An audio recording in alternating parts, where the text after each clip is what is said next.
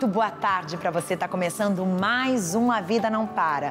E eu quero te fazer uma pergunta. Você já se organizou com as vacinas? Sim, tá chegando uma época de férias e a gente vai entender se de repente tem alguma região do Brasil que exige a tal da vacina ou alguma vacina em específico para você poder fazer essa viagem. Você adulto, você idoso, você mais maduro, você mais jovem e até para as crianças. É isso que a gente vai descobrir hoje. E ainda hoje tem sobremesa especial para você aprender a fazer um cheesecake maravilhoso.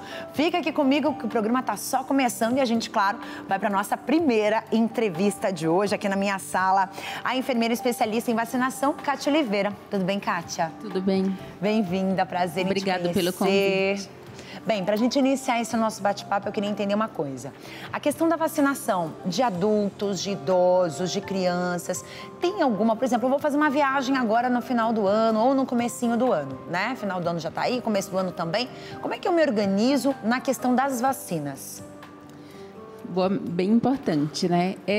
A primeira coisa, depois de comprar a passagem, né, de fazer esse planejamento, é observar a caderneta de vacinação, principalmente das crianças, para ver se tem alguma vacina em atraso, alguma vacina que ainda não foi feita, para que essa criança, né, e os pais viajem em segurança. Então, é importante observar e procurar uma unidade de saúde ou uma clínica de vacinação 15 dias antes dessa viagem, para que essa criança seja vacinada e já tenha uma resposta imunológica antes, né, dessa viagem.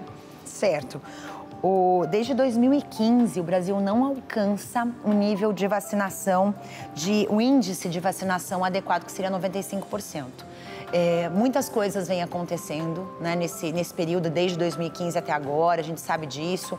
Muita gente a favor, muita gente contra, muita gente que não tem informação adequada. Eu queria que você passasse informação sobre o quanto é importante a vacinação hoje no Brasil. Perfeito. Então, a única forma de prevenir algumas doenças é através da vacinação. Então, não existe outra forma de prevenir algumas doenças, senão, né, com a imunização.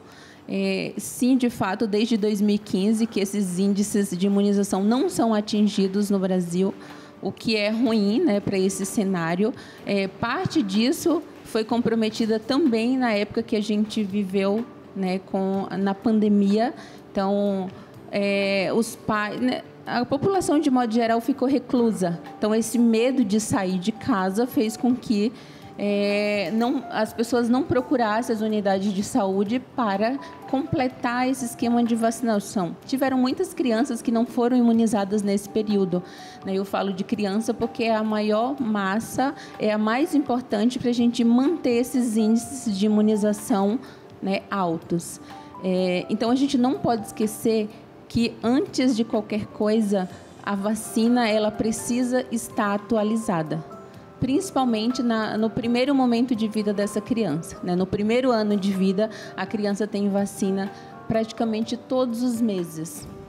Então, quando atrasa, muitas vezes até os pais e responsáveis se perdem, né? Se essa vacina pode ser feita.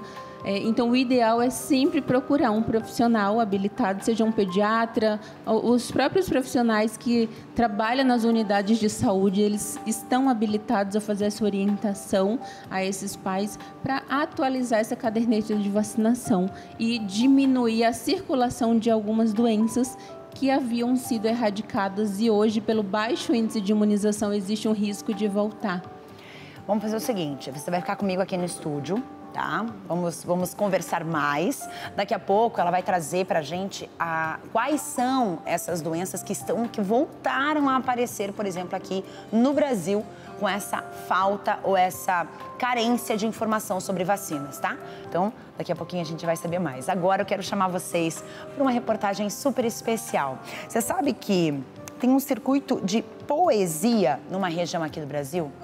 Isso mesmo, um circuito de poesia lá no Nordeste, em Recife, e que ganha novas esculturas. Você que adora poesia tem que conhecer, olha só. O circuito de poesia do Recife vai aumentar. Até o fim deste ano, 2 novas esculturas vão fazer parte da paisagem da capital pernambucana e rendem homenagens ao poeta Miró da Muribeca e à poetisa Lucila Nogueira. Apreciar as paisagens do Recife, mas também aprender sobre personalidades importantes para a história da cidade. Esse é um dos objetivos do Circuito da Poesia, que até o fim deste ano vai ganhar mais 2 esculturas assinadas pelo artista plástico Demétrio Albuquerque. Uma em homenagem ao poeta Miró da Muribeca, que vai ficar na Avenida Rio Branco, no centro do Recife, e a outra em celebração à poetisa Lucila Nogueira, que ficará nos arredores da Academia Pernambucana de Letras, no bairro da Jaqueira. É um projeto muito bonito, né? Que já tem aí uma duração, um crescimento, que a gente está procurando investir cada vez mais nisso, porque é uma forma de colocar a nossa população e o visitante em contato com essas personalidades da nossa história, em contato com as suas obras a partir de vídeos também. O circuito rende homenagem a grandes nomes da literatura e da música recifense, como Manuel Bandeira, João Cabral de Melo Neto, Ariano Suassuna, Clarice Lispector e Alberto da Cunha Melo.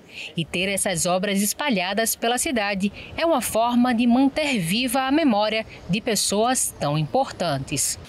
E a gente vibra com essa ideia do Recife como uma cidade de poesia viva.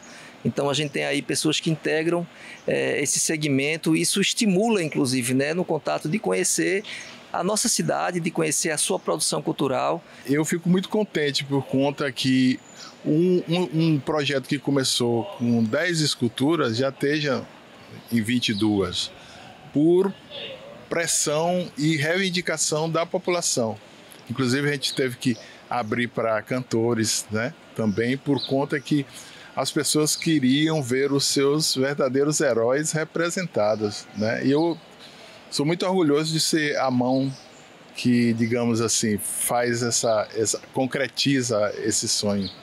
Para conferir informações sobre o circuito e os locais em que as personalidades retratadas nas obras estão localizadas, basta acessar o site circuitodapoesia.recife.pe.gov.br. A gente tem QR Codes nas esculturas, e a gente dá acesso a vídeos que falam um pouco daquela obra, daquela trajetória de cada um dos homenageados e homenageadas. Então, uma forma da gente permitir esse acesso cada vez maior. Existem algumas visitas que o pessoal procura fazer, e certamente o circuito se ampliando, ele vai passar a fazer parte de um roteiro de quem vem para conhecer essas figuras da nossa história. Muito bom! Você viu só que passeio lindo? Então você também pode aproveitar, conhecer essa região. Se você já é aí próximo dessa região de Recife, vai até lá, conheça esse circuito de poesia lindíssimo, né? Então, muito mais cultura para você, é o que a gente traz todos os dias aqui no A Vida Não Para. E já que a vida não para, bem, a gente vai concluir o nosso pensamento aqui. Queria que você me passasse quais foram as doenças que começaram a aparecer de novo no Brasil pela falta de vacinação. O sarampo, né, voltou a aparecer por conta do baixo índice de imunização. A gente observa também em algumas regiões um índice maior de febre amarela também. Nossa. Então, são vacinas que estão disponíveis, são vacinas obrigatórias, né, para o calendário nacional de imunização, e que foram deixadas de serem realizadas. Então, essas foram algumas vacinas que surgiram, né? O sarampo também voltou a ser notificado por conta do baixo índice de imunização. Gente, isso é muito sério, tá? Essas doenças matam. A gente não está aqui falando de algo que vai dar uma febrica, vai dar ali uma dorzinha de cabeça, uma dorzinha de barriga. São doenças que matam. Sim, isso é muito importante lembrar. E só são prevenidas com a vacina. E a vacina está disponível e de muito fácil acesso. Então, fica a dica aí para vocês, tá? Eu queria entender, Kátia, tem alguma região do Brasil que exige algum tipo de vacina? Por exemplo, nós aqui no Sul que viajamos para o Nordeste, ou o pessoal do Nordeste, do Norte que viaja para o Sul. Tem alguma vacina que precisa ser feita? E qual que é o período de antecedência à viagem? Porque não adianta você pensar assim, tá, eu vou viajar amanhã e não tomei a vacina. E agora, o que eu faço, né? No Brasil não existe obrigatoriedade de vacinação para você se deslocar de um estado para o outro, ou de uma região para outra, mas é importante sempre manter esse calendário de vacinação atualizado pelo risco de contaminação. Tem algumas regiões do Brasil que predominam, né, a hepatite A, por exemplo, na região do norte é mais comum. A febre amarela também em algumas regiões da Amazônia também é mais comum. Então, pensando nisso, é importante sempre estar com esse calendário de vacinação atualizado. Não só para as crianças, os adultos também precisam estar com essa caderneta de vacinação atualizada no mínimo 10 dias antes de fazer essa viagem. Tem algumas vacinas, né, que elas demoram um pouco mais para ter resposta imunológica, principalmente as vacinas de vírus vivo. Por isso que é importante respeitar essa janela entre a administração, né, e a viagem para garantir uma parte da imunização. Entendi. Então, para quem está assistindo a gente, fica a dica aqui das vacinas, as principais vacinas que ela citou aqui, nessa questão que não tem a obrigatoriedade, mas é sempre bom você se prevenir, porque são doenças mais sérias e o clima também ajuda muito a isso, né? Por exemplo, vou dar um exemplo rápido para vocês, tá? Aqui no Sul, a questão de infecções respiratórias é muito maior por conta da temperatura, que é sempre mais baixa, né? Na grande maioria das vezes é mais baixa em relação a outros estados brasileiros. E no norte, as temperaturas mais quentes proliferam outros tipos de questões respiratórias. Então, cada lugar tem uma questão diferente, né? Sim. Você citou bem a importância de manter as vacinas bacterianas atualizadas. Então, a título disso, temos as vacinas meningocócicas, as vacinas pneumocócicas também são bem importantes, elas estarem em dia para essa população do Sul e para quem vai fazer viagem também para o Sul. Entendi. Então, fica mais uma dica aí. Você vai vir para o Sul, fica atenta a essas informações. Kátia, muito obrigada por ter vindo aqui, viu? Eu agradeço o convite. É sempre um prazer estar aqui compartilhando um pouco, né, desse conhecimento e levando para a população, né, esse alerta de que é importante sempre atualizar o calendário de vacinação, principalmente das crianças. Tá certo. Muito obrigada, Kátia, mais uma vez. Você que está me assistindo, deixa eu te contar uma coisa. Você já viu o preço de um vasinho de planta? Às vezes você quer comprar um vasinho de louça, um vasinho de cimento, de concreto. E é caro, né, gente? Um vaso de planta não é nada barato. Agora, você já pensou em fazer um vaso? Pois então, olha só essa dica. Nunca mais jogue fora bandejas de isopor. Vou começar utilizando a régua aqui como molde, vou cortar algumas tirinhas, depois venho cortando essas tirinhas ao meio. E nessa ideia eu vou utilizar também um balde de tinta, corto aí a parte de cima e agora eu venho colando aqui o nosso isopor. Deixo espaço aí entre os retângulozinhos. Agora eu vou tirar o excesso que sobrou aqui na parte de baixo. Agora eu vou pintar esses espaços de preto e os tijolinhos de umas cores variadas. Começo pintando aqui de marrom, depois de amarelo e agora um tom avermelhado. E olha só como tá ficando lindo, e para proteger essa pintura eu passo aqui a goma laca. Vou utilizar aqui um cabo de vassoura velha para fazer os pés do nosso balde. Então eu venho demarcando e cortando. Fiz esses furinhos aqui para poder colocar o parafuso. E agora é só vir rosqueando e apertando o parafuso. E está pronta a nossa ideia. Olha só como ficou linda essa peça. Então você pode utilizar aí para decorar a sua casa e colocar suas plantinhas. Viu só que dica boa? Tem essa e tem muito mais dica daqui a pouco no próximo bloco.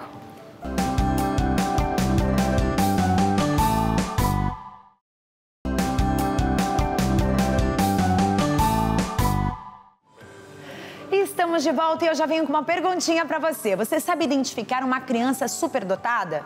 Será que, de repente, você não foi um adulto, talvez até negligenciado pela questão da inteligência, sem saber se você era superdotado ou não? A gente vai entender um pouco mais com uma pessoa que entende bem do assunto, que é a psicóloga Poliana Pedroso. Tudo bem, Poliana? Tudo bem. Bem-vinda, prazer em te conhecer. Eu queria entender como é que funcionam essas mentes brilhantes, né? Porque a gente na infância, o ideal seria que isso fosse reconhecido na infância, né? Mas tem muitas mentes brilhantes que crescem sem saber dessa informação, se a pessoa é superdotada ou não. Exatamente. Acho que antigamente, né, nós tínhamos aí um critério que era, né, a identificação a partir de um QI acima de 130. E atualmente, né, com a teoria das inteligências múltiplas, isso cai por terra. Por quê? Né? Não é só aquele que academicamente vai super bem que pode ser superdotado, né? Assim como uma pessoa do esporte, alguém das artes, né? Ou uma apresentadora, por exemplo, pode ser superdotada. Será? Né? Então, assim, como é que funciona esse estudo? Então, como que a gente faz a identificação, né? É recomendado que esse pai, né, veja ali as características e quais são elas que geralmente aparecem. A gente vai ver que essa criança geralmente é uma criança altamente curiosa, uma criança altamente questionadora desde muito pequenininha, uma criança super perceptiva, ela vai ter um olhar muito atento aos detalhes, a algumas minúcias, né, ali sobre o comportamento das outras pessoas ou, né, para aprendizagem. Geralmente, né, vai ter uma facilidade de aprendizado, que pode ser academicamente, na escola, ou pode ser com essas habilidades que eu falei para vocês, né? Pode ser pela comunicação, pode ser pela arte, pode ser pelo esporte, né? E aí, geralmente vai estar associado a uma característica de determinação com aquilo, né? Então, eu gosto muito daquilo, eu tenho a facilidade, mas eu me engajo, né? Então, o segundo ponto ali de identificação das altas habilidades é justamente esse engajamento, a determinação com aquilo. Eu gosto tanto daquilo que eu vou ficar a tarde inteira treinando futebol. Eu gosto tanto daquilo que eu vou ficar a tarde inteira lendo esse livro, né? Então, geralmente está ali uma determinação e aí a gente fala de um aumento abrupto de energia a essa área de interesse. E, ainda mais na superdotação, a gente vai verificar uma característica de criatividade, né? Então, eu peguei essa teoria com aquela teoria e aí eu começo a criar uma nova teoria, né? Ou eu vejo que esse jogador ou aquele jogador usa esse lance e eu vejo como adaptar esse lance lá no contexto que eu vou precisar. Então, geralmente, o terceiro elemento seria o uso da criatividade, né? E aqui a gente fala da criatividade como uma capacidade de resolução de problemas, né? Não é a criatividade artística, não. É a capacidade de pegar, ver um problema e resolver aquele problema. Tá? Deixa eu te fazer uma pergunta. Existe um superdotado que vai mal na escola? Muitos. Atenção aí. Às vezes você pensa, não, o superdotado é só aquele ultra inteligente, que vai bem em todas as matérias, que só tira 10 e não é bem por aí não, né? Sim, exatamente. Existem várias crianças, né, que tanto crianças quanto adolescentes, eu acho que daí os que vão mal na escola são mais os adolescentes. O que acontece? Geralmente, né, o sistema educacional ele não está preparado para receber essas crianças curiosas, né, essa criança altamente questionadora, né, querendo implicar aquela teoria que ela está estudando num contexto prático. Por quê? Porque a gente atualmente cobra, né, o decoreba, cobra que passa no vestibular, né, que esse mais esse é igual a esse. Então, o que acontece? Que às vezes esse indivíduo ele vai encontrar vários fatores estressores, né, dentro desse contexto educacional, que pode ser uma falta de compreensão dessas habilidades por professor, por outros amigos. Ele pode sofrer bullying, né, porque imagina só essa criança levantando a mão toda hora. Eu sei essa resposta, né? E é isso, o que é aquilo? Então, isso pode levar ela a sofrer algum tipo de violência. E esses fatores estressores, seja falta de compreensão, falta de validação, falta de enriquecimento, a criança ficar extremamente entediada. Por que ela vai ficar fazendo várias vezes a mesma coisa, sendo que ela já aprendeu na terceira vez? Né? E isso deixa ela totalmente insatisfeita e aí ela vai ficar entediada. Então, é muito comum a gente verificar que alguns fatores estressores podem estar influenciando a infância e a adolescência, que aí pode ser aumento da ansiedade, aumento, né, do humor deprimido, o tédio, né, muito ali significativo, como também essas experiências estressoras externas, que pode ser uma violência, né, que pode ser um bullying, né, ou uma não validação, que pode gerar ali uma sensação desconfortável e aí esse indivíduo cair no que a gente chama de subrendimento, né? Então, ele cai, ele começa a fazer o mínimo possível ou não fazer nada, né? Então, é muito comum, por exemplo, a criança superdotada, ela ter uma agitação comportamental a mais, né? Então, ela tem uma necessidade muitas vezes sensorial de se mexer, se batucar, ficar picando coisas. Ela pode ser diagnosticada com TDA ou TDAH? Isso, ela pode ter as duas condições, ela pode ter superdotação e TDAH, assim como pode ter também superdotação e autismo, mas só, né, aí existem assim, a gente avaliar os prejuízos disso, né, porque uma criança só com superdotação também vai ter esses sinais que são muito parecidos com o TDAH, que seria essa agitação psicomotora. Roer unhas, ficar se mexendo, ficar se batucando, que daí é muito parecido com o TDAH. Só que na superdotação não vai ter um prejuízo funcional, né? Faz parte dela, então ela se movimenta, ela é inquieta, mas aquilo faz parte dela e ela não tem nenhum prejuízo com isso. Olha. No TDAH, geralmente vai ter um prejuízo. Aí eu não consigo concentrar minha atenção, aí eu não consigo fazer aquela tarefa, né? Na superdotação, geralmente vai fazer parte. Eu preciso disso, eu preciso ficar picando um papelzinho na minha carteira para conseguir concentrar minha atenção no professor, né? Entendi. Então, vai ter esses sinais, sim, na superdotação e assim, também. O ideal é procurar um psicopedagogo, uma psicóloga especialista. Me diz quem eu devo procurar. Se você que está em casa vivendo uma situação dessa, você está se enxergando nessa situação, né? Quem eu devo procurar? Isso, geralmente assim, a gente precisa pensar que quem faz o diagnóstico, né, por mais que não seja, a superdotação ela não é considerada um transtorno, tá? Ela não tá no DSM-5, que é o manual psiquiátrico, mas ela é uma condição de existir, com características genéticas, ambientais e da personalidade daquela criança. Então, a gente entende assim que o diagnóstico ele é feito através de uma avaliação neuropsicológica. O que é isso? É um mapeamento das funções cognitivas desse paciente. Então, como que ele é de inteligência, como que ele é de atenção, de memória, de funções executivas. Mas também, na avaliação, a gente avalia a personalidade dele, a gente avalia os aspectos comportamentais. Então, além dos testes que são aplicados, né, esse profissional, o psicólogo, ele vai até a escola, conversa, né, com a escola, para entender o funcionamento dessa criança nesse contexto escolar, mas também, muitas vezes, vai né, até os profissionais que já acompanharam essa criança para saber um pouquinho mais sobre ela. Mas, né, aí, geralmente, as escolas elas vão pedir depois uma avaliação com o neuropediatra, né? Que geralmente daí vai dar lá esse laudo médico, onde a família vai solicitar os direitos. Por quê? Porque uma criança superdotada, assim como uma criança com autismo e com TDAH, ela é incluída, né, na lei de necessidades educacionais especiais. Então, todos os direitos de adaptação, de enriquecimento, precisam, né, estar sendo atendidos. E aí, esse documento pelo neuropediatra, que geralmente faz, né, depois de ter feito a avaliação neuropsicológica, que essa família consegue chegar na escola e solicitar esses direitos para essa criança. Que é muito importante para o desenvolvimento, para não se tornar um adulto, às vezes, negligenciado, né, triste e com muitas questões que não foram resolvidas na infância. Obrigada, Poliana. Imagina. Agradeço muito a sua presença aqui, viu? Obrigada, eu que agradeço. Esse assunto é muito extenso, Poliana. Você vai ter que voltar mais vezes, tá bom? Sim, volto sim. Você que está nos assistindo, gente, sustentabilidade é algo que a gente aprende em casa. Pelo menos, a gente traz muito essa informação para vocês sobre sustentabilidade, porque a gente vive uma realidade, por exemplo, aqui na nossa cidade, aqui em Curitiba, que é uma cidade que sempre falou sobre sustentabilidade, sobre reciclagem, por exemplo, né? E é uma cidade que vive isso e tenta passar isso para os seus pequenos.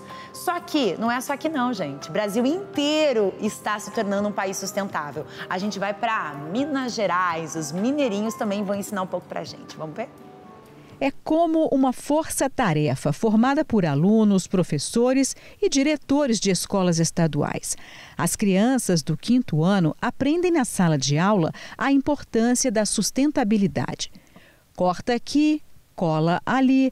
Os cartazes e painéis produzidos pelos participantes servem para compartilhar com toda a escola o que foi ensinado no projeto Jovens Mineiros Sustentáveis. Mudou a nossa rotina, né? Porque antes a gente já trabalhava dentro dos conteúdos, geografia, ciências principalmente, língua portuguesa, que a gente trabalhava com os textos, né? E esse conteúdo ele é trazido nos livros didáticos, a gente trabalhava através de livro didático. Depois que veio o programa Jovens Mineiros, as atividades são muito mais concretas. Eu acho que assim, o aluno passou a ter uma participação muito mais ativa no processo de ensino-aprendizagem. Se aqui já existia coleta seletiva, ainda tinha família que não separava os resíduos. Agora estão separando. Fora, assim, economia de água, de energia, e eles cobram, né? Eu achei muito interessante que um aluno meu comentou comigo ontem assim, nossa, dona Jussara, Eu agora não consigo ver uma torneira aberta. Me dá aflição. Eu falei, eu também. No projeto, Luiz Gustavo mudou a forma de enxergar o futuro. Os Jovens Mineiros Sustentáveis é um programa para, falar sobre várias coisas para ajudar no mundo e no meio ambiente. Falando sobre a cidadania, sobre a importância dos animais, sobre o meio ambiente, sobre as energias renováveis e não renováveis, as melhores energias para não ficar gastando muito, não gastar água. Eu aprendi sobre a cidadania, sobre os patrimônios, eu aprendi sobre os animais. Eu também aprendi que não pode gastar muita água, porque, ela não é infinita. Você não pode gastar também muita energia, você tem que cuidar do meio ambiente. Isso impactou muito na minha vida. Antes eu já tinha um carinho pelo meio ambiente, só que agora meu carinho só aumentou depois do programa. Eu me vejo uma pessoa bem melhor, porque, antigamente eu me via só como, um trabalhador, alguma coisa assim, mas agora eu me vejo como uma pessoa melhor, uma pessoa que vai se dar bem na vida por causa do programa. A conscientização ambiental foi notada nas escolas que integram o projeto. É dentro de uma sala de aula que a gente começa a plantar o dia de amanhã. A gente viu uma mudança enorme no pensamento de família, no pensamento de plantar e não desmatar, no cuidado com o lixo, né? Na reciclagem dentro da escola, o cuidado deles, né? De estar preparando e o entusiasmo das nossas professoras. O projeto deve ser ampliado em 2024. Iniciamos o programa em 2021 com o projeto piloto. Depois, em 2022, foram 65 municípios participantes.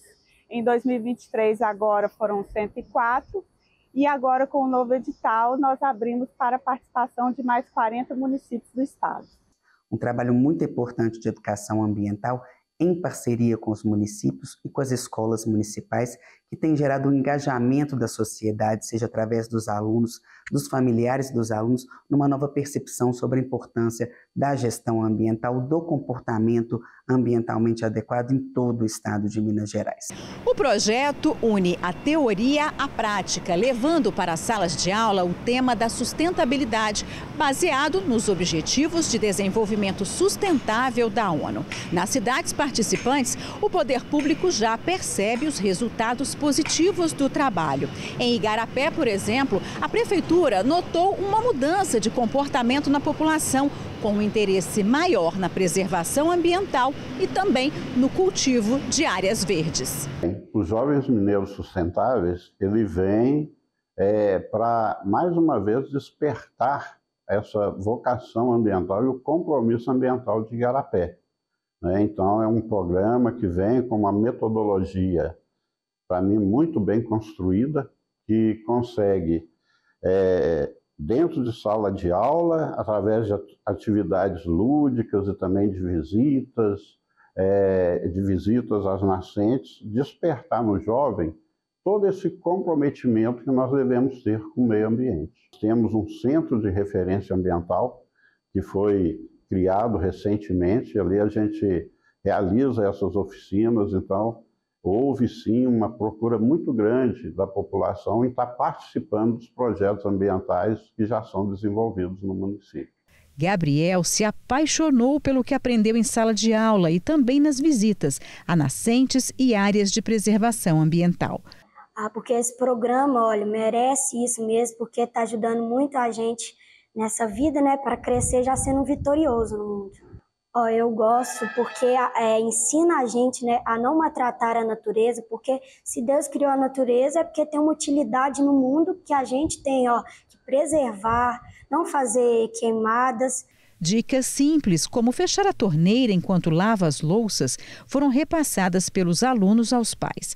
Gabriela se orgulha do envolvimento do Gabriel com o projeto. Eu achei que o Gabriel conscientizou que tudo depende da ação de nós todos, né? O uso da água, separar o lixo. Hoje ele já fala comigo, né? Mãe, o lixo orgânico é aqui, o reciclável é aqui, não pode misturar, né? Então, eu acho que é isso mesmo, que depende das nossas ações, como vai ser o futuro, o planeta, o cuidar do meio ambiente mesmo. O uso, não lavar a louça mesmo, ter mais cuidado, né? fechar sempre a torneira. O Gabriel também, na hora de escovar os dentes, eu já dou, ô Gabriel, já tá bom aí, fecha aí. É assim, a gente vai aprendendo com eles e vamos passando para as outras pessoas o tanto que é importante cuidar mesmo, né? Mas o projeto, eu acho que foi um sinal de alerta mesmo do cuidado que a gente precisa preservar mesmo. Muito bem, bom, né? Eu disse pra vocês que tinha coisa boa esperando por vocês aqui no A Vida Não Para e chegou a hora. Chegou a hora da gente conhecer a Juliana. Tudo bem? Tudo bem. Bem-vinda, querida. Obrigada. Gente, dá uma olhada nessa bancada aqui. Vai acontecer um negócio muito legal por aqui hoje. O que você trouxe pra gente? Uma cheesecake, que é tradição no ateliê, não pode faltar. É uma cheesecake que não vai ao forno, não vai gelatina, super rápida de fazer e encanta a todos. Até quem não gosta de cheesecake, gosta dessa cheesecake. Quem não gosta, gosta também, entendeu? É desse jeito que vai funcionar aqui. Vocês estão preparados para essa receita? Agora, vamos fazer o seguinte, eu vou segurar esta audiência, porque essa receita aqui, gente, é facílima de fazer. Ela trouxe com o maior carinho, ela vai ensinar a gente passo a passo dessa receita. Mas antes, deixa eu te fazer uma pergunta. Você gosta de milho cozido? Adoro. Você gosta? E você já viu falar em milho sacudido? Milho sacudido? Já. Jura? Uhum. Pra mim é uma novidade. Vamos assistir junto essa reportagem? Vamos ver. Vou mostrar aqui pra vocês agora como a gente faz o nosso milho sacudido. A gente pega a espinha que você quiser, debulha o milho nesse potinho aqui e tempera da forma que você quiser, tá bom? Agora vamos debulhar.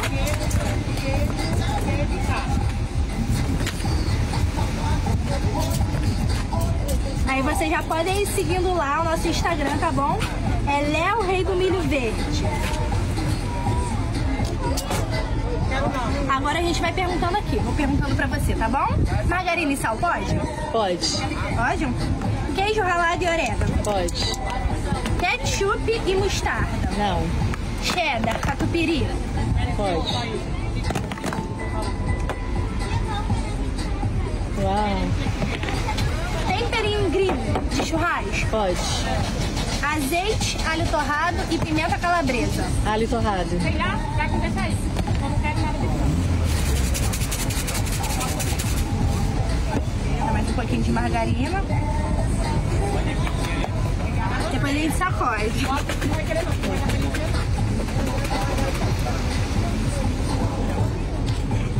Traga uma ali pra nós. Guardanapo. E prontinho. Aqui na Orla da Invetiba, ao vivo. Milho sacudido. Obrigada, amiga. Muito bom. Era esse milho sacudido que você conhecia? Exatamente. Nossa, deve ser muito bom. Água na boca aqui. Vamos fazer o seguinte, intervalinho rápido e a gente volta com sobremesa pra vocês. Delícia.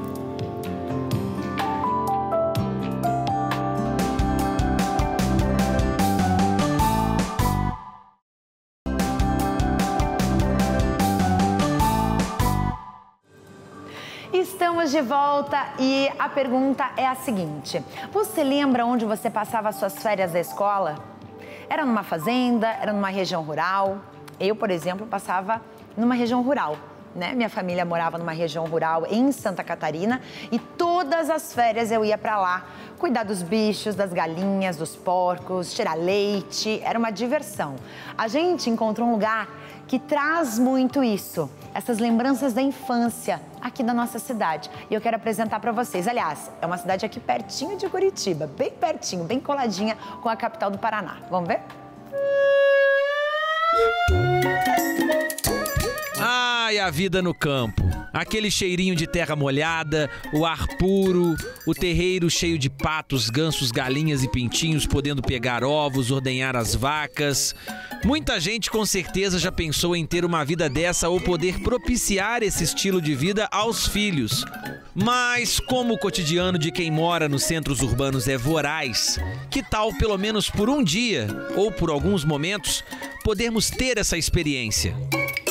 Foi pensando nisso que a Celiane resolveu criar um espaço totalmente voltado para este contato com a natureza e com o estilo de vida do interior.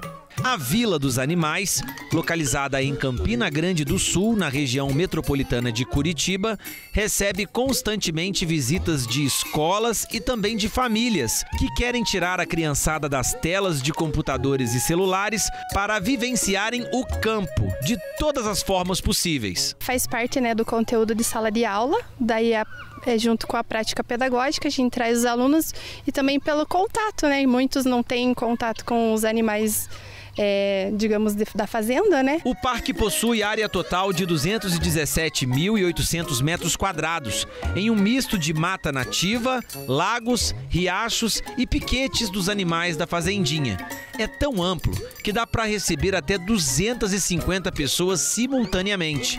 Quem aproveita tudo isso não tem do que reclamar. Eu gostei porque aqui tem animais, tem coelho, tem vários tipos de animais que eu gosto. Eu gostei do passeio de trator. É importante essa prática porque na sala de aula é mais o conteúdo, né? E aqui eles estão podendo colocar em prática. É tanta coisa legal, é tanto bicho, que eles até se perdem na hora de listar o que eles mais gostaram. Foi o animal que eu vi ali na frente. Eu nunca vi um porco. Eu esqueci o nome. O jumento. Eu tô gostando porque eu posso ficar pertinho, posso passar a mão. Ai, que delícia, a gente relembra tanto, né, a infância. Então, para você que passava em lugares diferentes também, é tão bom a gente conhecer um pouco do Brasil, conhecer um pouquinho dessa história, porque a gente vai voltando lá atrás. Me diz uma coisa, Juliana, onde você passava a sua infância, as suas férias escolares? Você viajava também com a sua família? Também, às vezes para a praia, litoral, mas normalmente em casa de vó. Ai, casa de vó, né? Sítio, casa de vó. Tinha galinha? Sim. Galinha, porco, vaca. Cavalo. Cavalo. Isso é bom demais, né? A gente volta lá na nossa infância.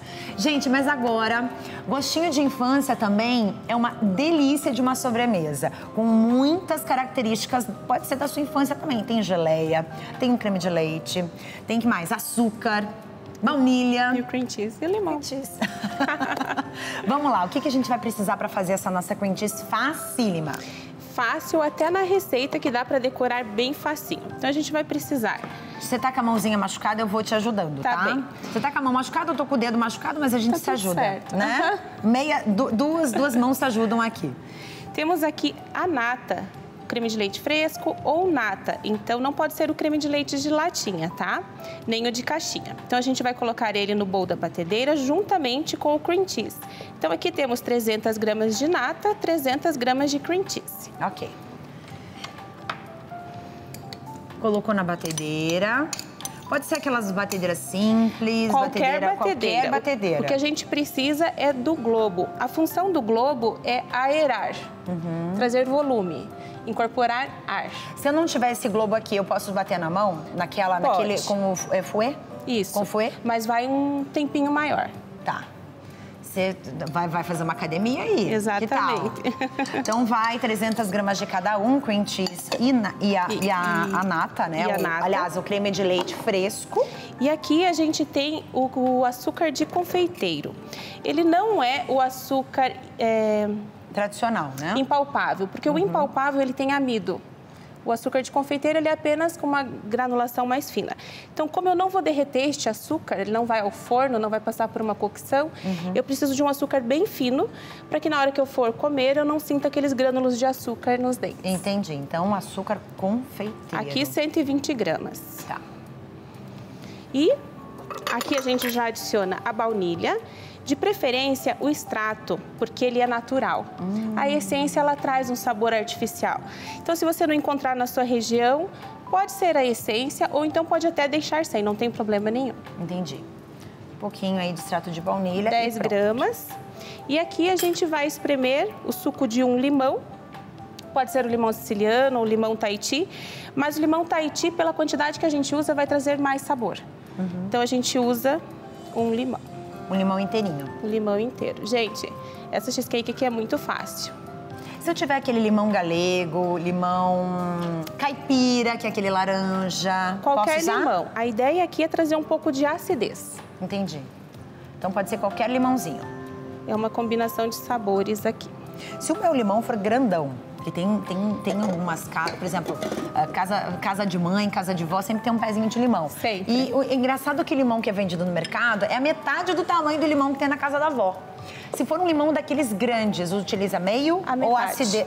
A acidez pode influenciar depois o sabor, a metade, porque se eu colocar ele inteiro, eu teria uma quantidade de líquido a mais e eu não teria a textura adequada da minha cheesecake. Entendi. Então agora a gente vai fazer um barulhinho aqui no estúdio, uma musiquinha pra gente... Vamos parar de conversar nesse momento, tá?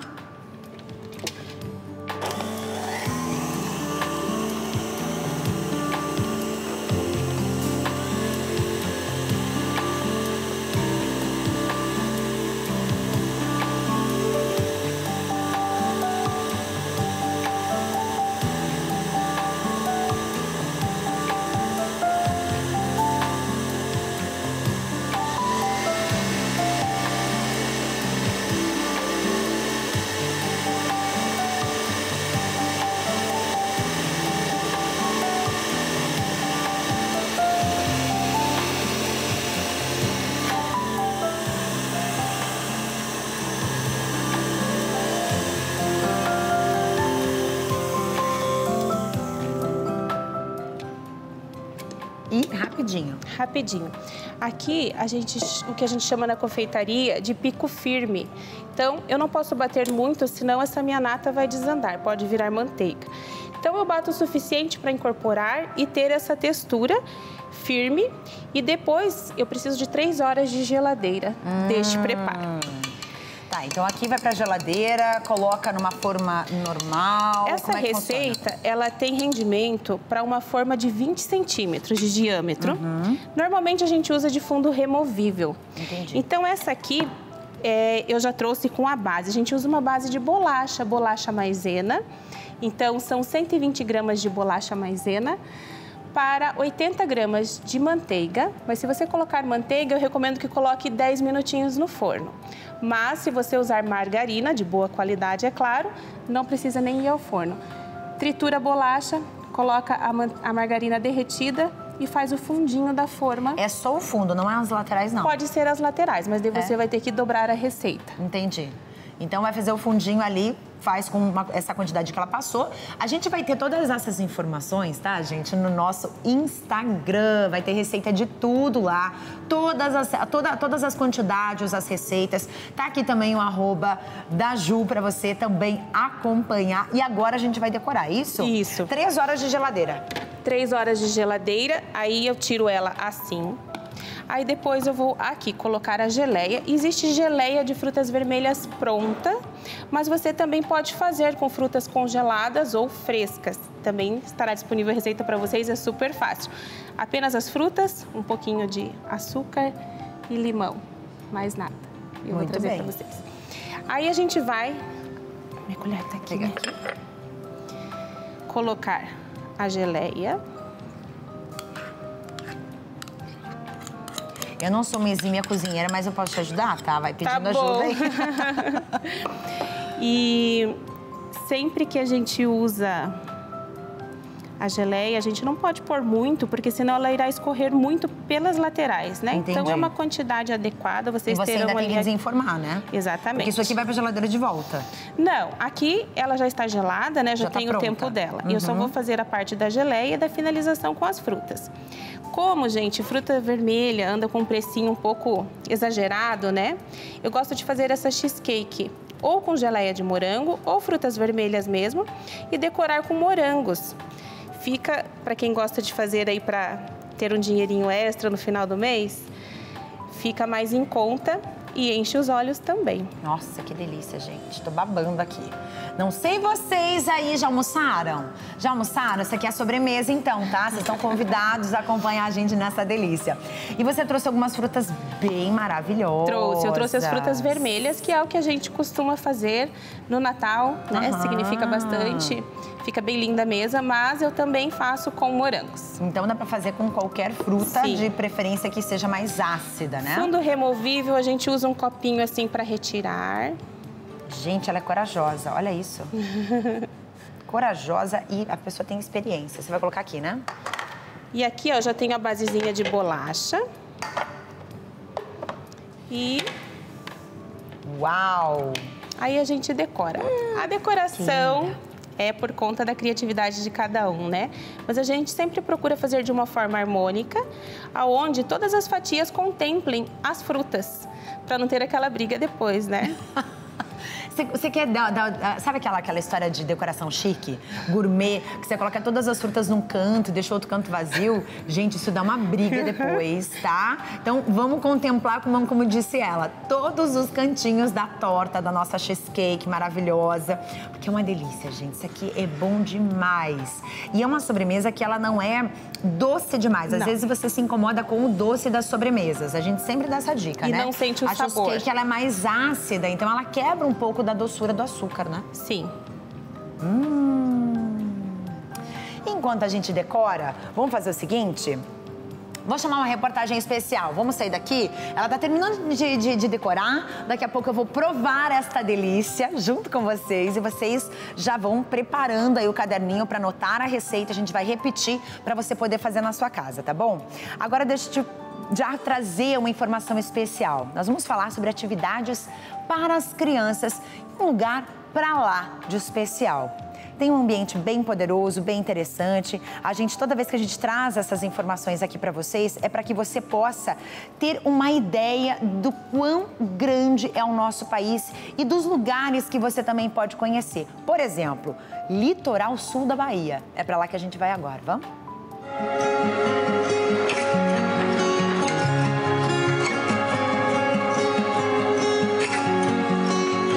A nossa equipe embarcou de Caravelas. Até o arquipélago de Abrolhos, o tempo de viagem é de quase 4 horas para percorrer 36 milhas.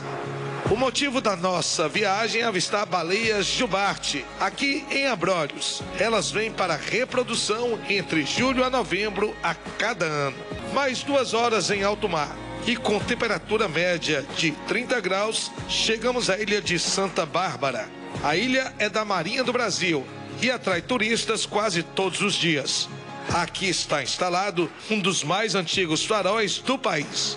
Segundo a Marinha, o farol foi fabricado na França e edificado em 1861, no período colonial com Dom Pedro II. O farol está a 60 metros acima do nível do mar. Quem encara a subida pelo interior do farol é recompensado por uma paisagem exuberante, principalmente durante o pôr do sol. Quando chega a noite aqui no arquipélago de Abrolhos, o som das águas dá o tom da natureza preservada. E ao fundo, o farol da ilha de Santa Bárbara, que está em pleno funcionamento. É uma área mais restrita, é uma área que precisa de mais atenção. Embora com toda a tecnologia que a gente tem hoje, mais atenção é redobrada nessa área aqui, na área de Abrolhos, que é uma área muito perigosa, bem restrita. Quando amanhece o dia, a temperatura é ideal para os mergulhadores profissionais e para os novatos. A água cristalina e morna enche os olhos dos apaixonados pelo fundo do mar.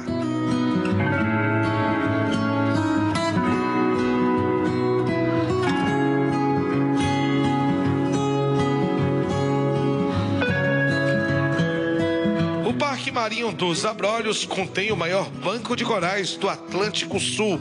São formações biogênicas, constituídas pelo acúmulo de esqueletos de seres marinhos há pelo menos 10 mil anos. E das 17 espécies catalogadas em recifes brasileiros, apenas 4 ainda não foram encontradas em Abrolhos. A experiência de ver tudo isso no fundo do mar torna o mergulho emocionante. É necessário ter uma experiência dessa, né? A gente vive muito tempo na terra. É preciso ter uma experiência dessa na água. A gente veio da água. A gente é água, né? Então, é uma experiência extraordinária. É um lugar fantástico, com uma biodiversidade intensa, é uma área protegida. É emocionante, né? Às vezes a pessoa, ela tem uma limitação, às vezes ela tem até mesmo um certo trauma com água, mas ela tem um sonho, ela quer ver o mundo submerso, ela vê muito nas mídias, né? Peixes, vida, coral, então é um outro mundo. Depois dos mergulhos, o nosso catamarã Andarilho voltou para o alto mar. para tentarmos avistar as baleias Jubarte. E com celulares em mãos, por conta dos ventos fortes, conseguimos o que mais queríamos. Avistamos 2 baleias e um filhote, a aproximadamente 200 metros da nossa embarcação. Um espetáculo da natureza visto de perto por nossa equipe, tripulantes e turistas.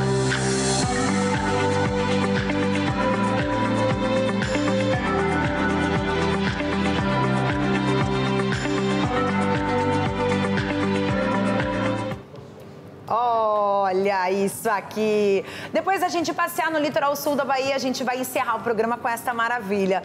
Ju, muito obrigada por você ter vindo aqui. É um prazer. Parabéns pelo teu trabalho. Eu quero convidar você que está em casa assistindo aí a conhecer o teu trabalho também.